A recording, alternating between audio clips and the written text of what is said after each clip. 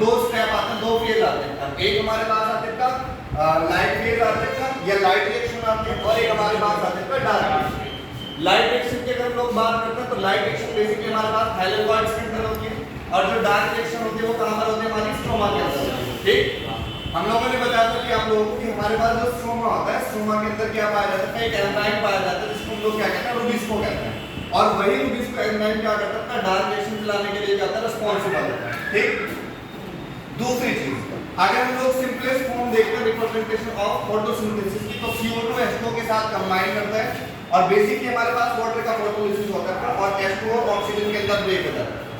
Oxygen जो होते हैं वो बाय प्रोडक्ट की फॉर्म में बाहर निकल जाते हैं, और जो आपका हाइड्रोजन बनता है वो आपका यहाँ पर NADP होता है, जो क्या होता है, इलेक्ट्रॉन एक्सेप्टर होता है। ठीक, और इन H2 को लेकर के इसमें कन्वर्ट हो जाता है, NADP H2 के अंदर कन्वर्ट हो जाता है, जिसको हम लोग क्या कहते हैं, रिड्यूसिंग पावर के नाम से जानते हैं। और ये CO2 और ये आपस में मिलकर क्या बना सकता है, CO2 और H2O का फॉर्मेशन करते हैं। ठीक, उसके बाद दूसरा हमारे पास आ सकता है फॉस्फोराइलेशन का। फॉस्फोराइलेशन बेसिकली हम लोग क्या कहते हैं, फॉस्फोराइलेशन जो होता है बेसिकली फॉस्फोराइलेशन होता क्या है, फॉर्मेशन ऑफ ATP को हम लोग क्या कहते हैं, फॉस्फोराइलेशन कहते हैं।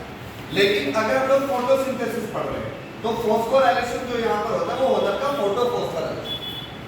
फोटोफॉस्फोराइलेशन क्या होता है, ADP और इनऑर्गेनिक फॉस्फेट जो होता है वो सनलाइट की वजह से ATP का प्रोडक्शन करता है, उसको हम लोग क्या कहते हैं, फोटोफॉस्फोराइलेशन कहते हैं।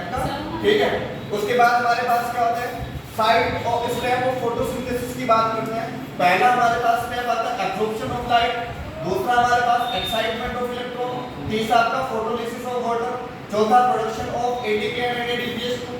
अभी तक हम लोगों ने NADPH2 पढ़ लिया अपना, और यहाँ पर ATP का प्रोडक्शन पढ़ लिया।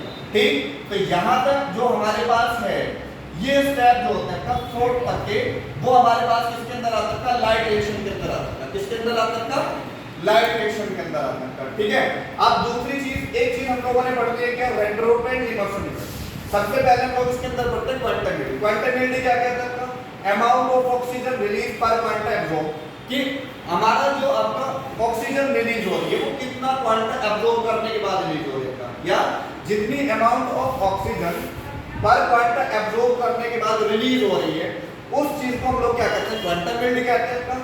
ठीक, एक होता है रेड ड्रॉप। रेड ड्रॉप क्या होता है, बेसिकली रेड ड्रॉप ये होता है कि जब हमारा फोटोसिंथेसिस का रेट जो होता है वो 680 nm के बाद होता है, सडनली डिक्लाइन हो जाता है, उस चीज को हम लोग क्या कहते हैं, रेड ड्रॉप कहते हैं।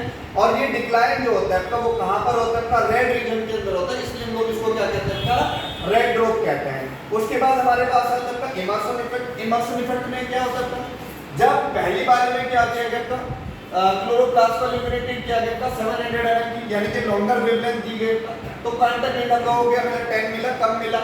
उसके बाद आपका दूसरी कंडीशन में क्या गया था, दूसरी कंडीशन में क्लोरोप्लास्ट को इल्यूमिनेटेड किया गया था 680 nm की लाइट से, यानी कि शॉर्टर वेवलेंथ दी गई है, और क्वांटम फील्ड कितना मिला हम लोगों को, 53 मिला। समझ आ गई बात।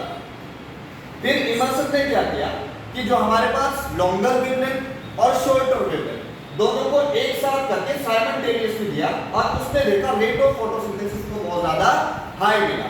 तो ये रेट ऑफ फोटोसिंथेसिस के अंदर जो एनहांसमेंट हो रहा है, इस एनहांसमेंट ऑफ फोटोसिंथेसिस को हम लोग क्या कहते हैं, आपका इमर्शन एनहांसमेंट इफेक्ट कहते हैं। समझ आ गई बात। दूसरी चीज, हमारे पास जो फॉस्फोराइलेशन होता है, फोटोफॉस्फोराइलेशन होता है, वो दो स्टेप में कंप्लीट होता है आपका।